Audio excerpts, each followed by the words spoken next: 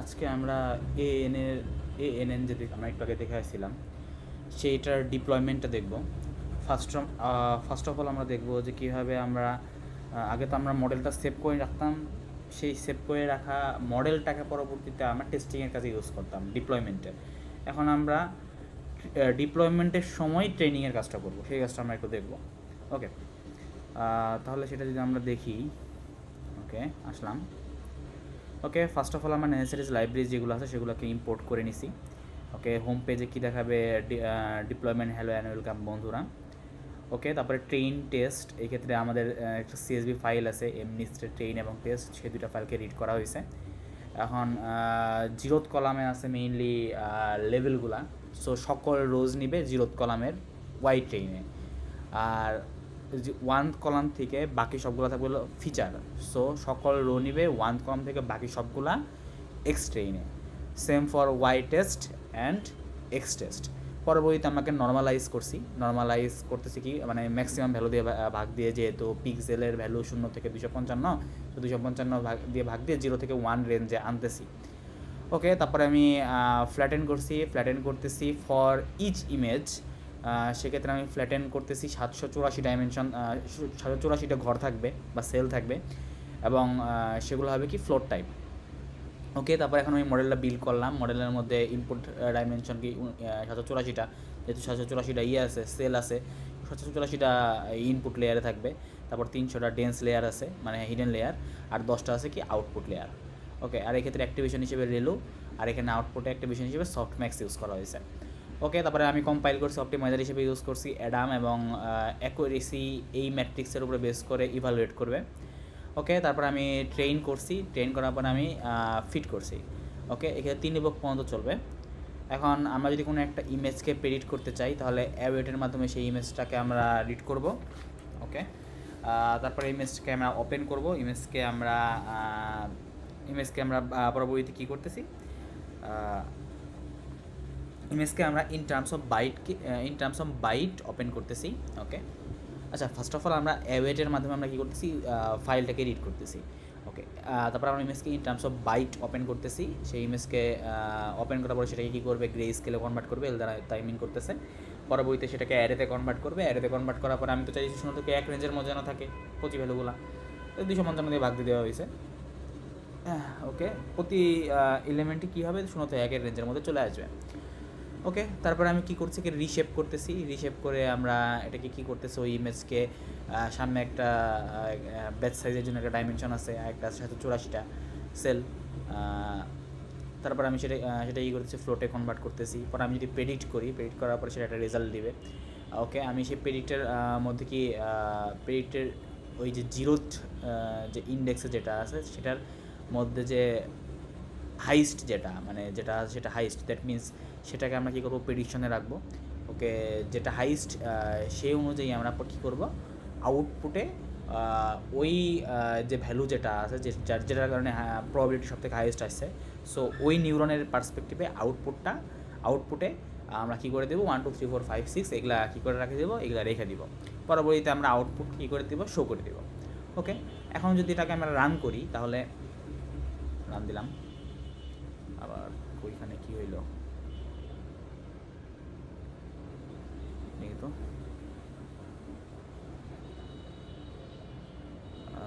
ওকে, এই যে এই ইন্ডেক্স আমরা দেখতেছি। এখন আমি যদি এই লিঙ্কে যাই, ওকে, এই যে এখানে হ্যালো অ্যান্ড ওয়েলকাম বন্ধুরা একটা হোম পেজে শো করতেছে। তারপর আমি ডক্সে যদি যাই, ওকে, এখন ডক্সে গেলে এখন আমি প্রেডিক্টে যাব। প্রেডিক্টে গিয়ে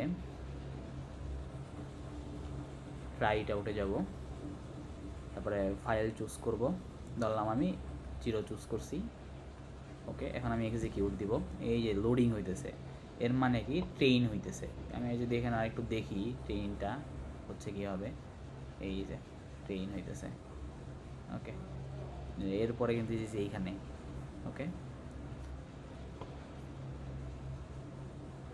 ট্রেন হইতেছে।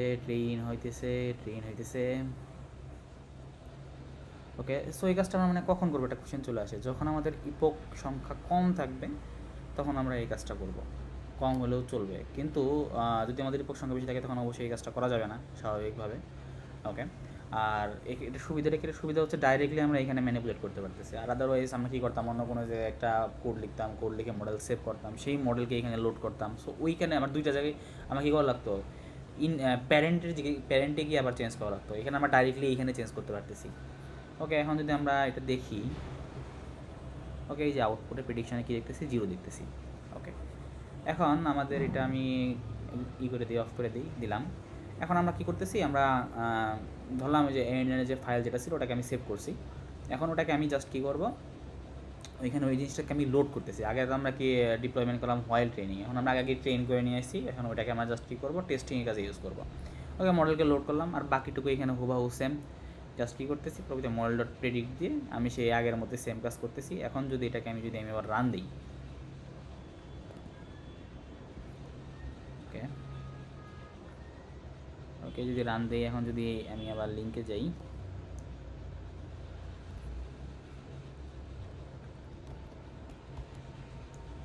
সরাসরি চলে গেলাম, প্রেডিক্টে গেলাম। ওকে, প্রেডিক্টে গিয়ে try it out, choose file, 2 choose করলাম, ওপেন দিলাম, এক্সিকিউট দিলাম। ওকে, এখন সরাসরি শো করে দিবে। এখন ট্রেনিংয়ের কোনো ব্যাপার স্যাপার নাই, জাস্ট টেস্টিং। ওকে, এখন সেম জিনিসটাই আমরা কী করবো, সিএনএনের ক্ষেত্রে ইউজ করবো। এখন সিএনএনের ক্ষেত্রে ইউজ করার আগে, আমরা ডিপ্লয়মেন্ট করার আগে তাহলে আমরা দেখে আগে সিএনএনের কোডটা দেখি। ওকে, সিএনএনের কোড দেখার আগে আমি একটু অগমেন্টেশনটা দেখতে চাই, অর্থাৎ ইমেজের সংখ্যা যদি আমরা বাড়াইতে চাই তখন আমরা কী করবো, ইমেজ অগমেন্টেশনের কাজ করবো। ইমেজ অগমেন্টেশনের ক্ষেত্রে হেল্প করবে image data generator. Okay, first of all আমরা কী করছি, প্রয়োজনীয় নেসেসারি লাইব্রেরিজগুলো ইম্পোর্ট করে নিছি। এখন ইমেজ ডাটা জেনারেটরের মাধ্যমে আমরা কী করব, আমরা চাইলে আমরা কী করতে পারি, ইমেজের সংখ্যা বাড়াইতে পারি। এখন ধরলাম ইমেজ লোড ইমেজ দিয়ে আমরা একটা ইমেজকে ইম্পোর্ট করে নিতেছি। এখন আমি সেই ইমেজকে অ্যারতে কনভার্ট করতেছি, পরবর্তীতে রিশেপ করতেছি, অর্থাৎ কি দ্যাট মিনসকে ইমেজকে রিশেপ করে একটা ডাইমেনশন এখানে বাড়াইলাম। ওকে, এখন ডাইমেনশন করে এখন আমি ইমেজের সংখ্যা আয়ের মানে কী দেখছি, 0। তারপরে ডাটা অক ডট ফ্লো, অর্থাৎ আমরা ইমেজ অগমেন্টেশনের কাজ করবো, অবশ্যই একটা লুপের ইউজ করে কাজ করা করবো। আর এখানে ফ্লো হচ্ছে একটা ইটারেটর, এটা হচ্ছে ইটারেটর। ফ্লো কী করে, ফ্লো হচ্ছে একটা ইটারেটর ক্রিয়েট করে। ইটারেটর হচ্ছে পাইথনের একটা অবজেক্ট, যার মাধ্যমে আমরা লিস্ট অফ আমরা কী করতে পারি, কালেকশন অফ এলিমেন্টসকে ট্রাভার্স করতে পারি। ওকে, এখন আমরা কী করবো, মানে ব্যাচ সাইজ 1 নিতেছি, আমরা নিউ ডিরেক্টরিতে সেভ করে রাখবো। এখন সেক্ষেত্রে আমরা এখানে একটা রেখে দিলাম, প্রতি ইয়ের নামের আগে রাইয়ান কথাটা রাখবে। আর আমি জেপেক ফরম্যাটে সেভ করে রাখবো। আয়ের মান প্রতিবার করে 1 করে বাড়তে থাকবে, যখন আয়ের মান 10-এর বেশি হয়ে যাবে তখন ব্রেক করে দিব, অর্থাৎ লুপ থেকে বের হয়ে যাবে। এখন আমরা একটু ওই ফোল্ডারে যাই। আচ্ছা, এখন এটা বলেই হয়ে যাবে, কাজ টাজ হয়ে যাবে। তাছাড়া আমি তাও রান করে দেখি। ওকে,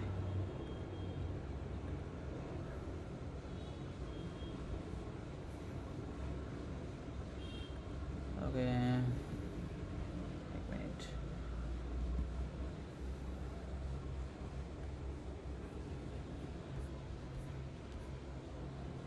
ওকে, এটাই।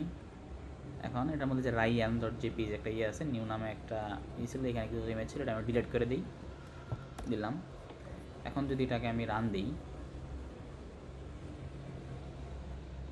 ওকে, image data generator is not defined. দেখি, এটা রান দিলাম। ওকে, ইমেজ ডাটা জেনারেটর, আচ্ছা দেখি তো, এই যে এইখান থেকে হয়ে গেছে, সেটাকে আগে রান দিয়ে নিই, তারপরে যা আছে করি। ওকে, এখন আমি দেখি এটা এখন কাজ করবে।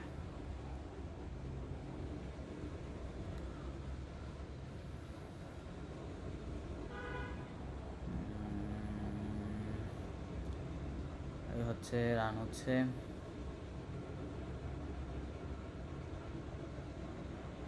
ওকে, এখন যদি আমরা ওই ফোল্ডারে যাই, এই যে নিউ ফোল্ডারে আমরা কী করবো, 10টা ছবি দেখতে পারবো।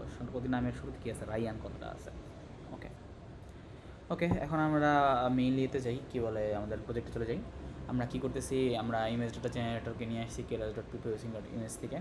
আমরা পরবর্তী ট্রেন এবং টেস্ট দুটা আলাদাভাবে ডাটা সেট ট্রেন এবং টেস্টিংয়ের জন্য ক্রিয়েট করে নিছি। ডাটা সেট থেকে ট্রেন এবং টেস্ট দুই ভাগে ভাগ করে নিয়েছি। ইমেজ ডাটা জেনারেটর কী করবে, অগমেন্টেশনের কাজ করবে এবং প্রতিটা ইমেজকে আমি রিস্কেল করে নিতেছি, অর্থাৎ 0 থেকে 1 রেঞ্জে আনতেছি। ওকে, এখন আমরা ফ্লো ফ্রম ডিরেক্টরি, এক্ষেত্রে আমরা একটা কী করা হয়েছে, এটাও কী করে, এটা ইটারেটর ক্রিয়েট করে, যেটা কী করবে কোনো একটা ডিরেক্টরি আন্ডারে যেসব সাব ডিরেক্টরি আছে সেই সাব ডিরেক্টরি থেকে ইমেজগুলোকে নিয়ে আসে। এখন ইমেজগুলো আমাদের যে লেভেল যেটা আছে, লেভেলগুলো হয় সাব ডিরেক্টরি নেম অনুযায়ী। ওকে, এখন টার্গেট সাইজ অর্থাৎ ইমেজকে 100/100-এ কনভার্ট করবে এবং ক্লাস মোড হবে বাইনারি, অর্থাৎ ক্লাস আছে 2টা। ওকে, এখন আমাদের এখন যদি এখন ক্লাস ইন্ডিসেস দেখি তাহলে ক্যাটস আছে 0, ডগস আছে 1। আমরা আমাদের কী করতেছি, আমরা আমাদের যে মডেল আছে মডেলটা বানাইতেছি সিকোয়েন্সিয়াল মডেল, অর্থাৎ সিকোয়েন্সিয়াল মডেলটা বানাইতেছি, অর্থাৎ লেয়ার বাই লেয়ার কাজ করতেছে বানাবো আমরা। সেক্ষেত্রে আমরা কনভলিউশনাল লেয়ার অ্যাড করতেছি। সেক্ষেত্রে কনভলিউশনাল লেয়ার 32, 3, 3। ইনপুট শেপ, ইমেজের ইনপুট শেপ কত 100, 103। অ্যাক্টিভেশন রিলো আমরা পুলিং ম্যাক্স পুলিং হিসেবে ইউজ করছি, পুল সাইজ 2 রাখছি, ফ্ল্যাটেন করতেছি। পরবর্তীতে ডেন্স লেয়ার হিসেবে ফ্ল্যাটেন করে 1Dতে কনভার্ট করে দিয়েছি। তো পরবর্তীতে এক্ষেত্রে ডেন্স লেয়ার ইউজ করা হয়েছে, যেখানে অ্যাক্টিভেশন হিসেবে রেলো, এবং এই ক্ষেত্রে ডেন্স লেয়ারে আউটপুটে কী দেখানো হয়েছে 1 নেওয়া হয়েছে। অর্থাৎ আমরা এখানে যদি বাইনারি ক্লাসিফিকেশন করতেছি সেক্ষেত্রে একটা 1, অর্থাৎ এক্ষেত্রে আমরা একটা যে রেজাল্টটা যেটা আছে, একটা রেজাল্ট দেখেই সিদ্ধান্ত নিতে পারবো যে অপর ক্লাসটা কোনটা। ফর এক্সাম্পল, কোনো একটা রেজাল্ট যদি 0-র কাছাকাছি হয়, অর্থাৎ 0.5-এর নিচে যদি হয়, তাহলে আমরা বলতে পারবো সেটা কি ক্যাট, আর 0.5-এর যদি উপরে যদি হয় তাহলে আমরা বলতে পারবো সেটা কি ডগ। ওকে, এক্ষেত্রে অপটিমাইজার হিসেবে অ্যাডাম ইউজ করা হয়েছে এবং লস হিসেবে বাইনারি ক্রস এন্ট্রপিকে ইউজ করা হয়েছে। ওকে, এবং পরবর্তীতে আমরা সেটাকে ফিট করে দিছি এবং এপক নেওয়া হয়েছে 20। পরবর্তীতে আমরা টেস্ট ডাটার উপরে যদি আমি এখন ইভালুয়েট করি তাহলে আমাদের অ্যাকুরেসি আসতে 0.58, খুবই কম। ওকে, এখন আমরা জাস্ট মেইয়ের মাধ্যমে দেখাইতে হয়েছে আর কী বলে, একটা জাস্ট প্রজেক্ট করে দেখানো হয়েছে আর কিছু না। পরবর্তীতে আমরা একটা সিঙ্গেল ইমেজের ক্ষেত্রে যদি প্রেডিক্ট করতে চাই, আমরা কী করছি, আমরা কী করতে পারবো, আমরা কী বলে একটা ফাংশন ক্রিয়েট করছি। ফাংশনে আমরা পাথ এবং ক্লাসিফায়ার যেটা আছে পাথ দিয়ে দিব এবং ক্লাসিফায়ার হিসেবে যে মডেল যেটা আছে সেটাকে পাঠিয়ে দিয়েছি। পরবর্তীতে ইমেজটাকে লোড করব এবং ইমেজকে 100/100-এ কনভার্ট করব। পরবর্তীতে ইমেজকে অ্যারেতে কনভার্ট করব। পরবর্তীতে সেটাকে 0 থেকে 1 রেঞ্জের মধ্যে নিয়ে আসা হয়েছে। ডাইমেনশনটাকে বাড়ানো হয়েছে এক্সপ্যান্ড ডাইমেনশন দিয়ে, একটা ডাইমেনশন, কারণ বেস সাইজ উইথ হাইট আর কী আছে কী বলে লাস্ট চ্যানেল আছে, সুতরাং বেস সাইজের জন্য একটা ডাইমেনশন লাগছে। ওকে, তারপর আমরা প্রেডিক্ট করতেছি। এখন প্রেডিক্টের ভ্যালুটা কী করতেছি, ফাইনালে রাখতেছি। যদি ফাইনালের 0.5-এর থেকে বড় বা সমান হয় তাহলে ডগই করবে, আর আদারওয়াইজ ক্যাট প্রেডিক্ট করবে। ওকে, আর এগুলোর মধ্যে কি জাস্ট একটা ইমেজ নিয়ে প্রেডিক্ট করে দেখানো হয়েছে। এই বিষয়টা আমরা পরবর্তীতে আমরা মডেলটাকে সেভ করছি। এই প্রেডিকশন টাস্কটা আমরা ডিপ্লয়মেন্টে দেখি সরাসরি। ওকে, এখন আমরা যদি এইখানে আসি, আমরা কী করতেছি, মডেলটাকে লোড করলাম। ওকে, এখন আমরা কী করতেছি, যে এর মাধ্যমে ফাইলটাকে রিড করতেছি, ইমেজটাকে বাইটে কনভার্ট করা হচ্ছে, পরে সেটাকে ইমেজটাকে কী করা হচ্ছে, in terms of byte read করা হচ্ছে, ইমেজটাকে 8GB কনভার্ট করা হচ্ছে, রিসাইজ করা হচ্ছে 100/100-এ। পরবর্তীতে সেটাকে অ্যারেতে কনভার্ট করা হইতেছে, 0 থেকে 1 রেঞ্জ আনা হচ্ছে, ডাইমেনশন বাড়ানো হচ্ছে একটা ফর ব্যাস সাইজ। আর এটা কী আছে, পরবর্তীতে প্রেডিক্ট করা হচ্ছে যদি 0.5-এর উপরে থাকে তাহলে আমরা কী বলবো, তাহলে আমরা বলবো ডগ, আর যদি 0.5-এর নিচে থাকে তাহলে আমরা বলবো ক্যাট। ওকে, এখন যদি এটাকে আমি রান দিই,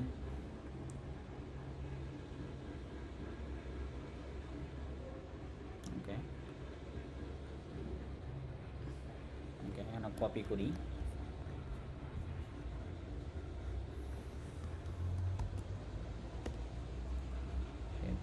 পোস্ট দিলাম। অবশ্য ভালো রেজাল্ট দিবে না, কারণ যেহেতু অ্যাকুরেসি অনেক কম। সো আমরা ইয়েতে যাই,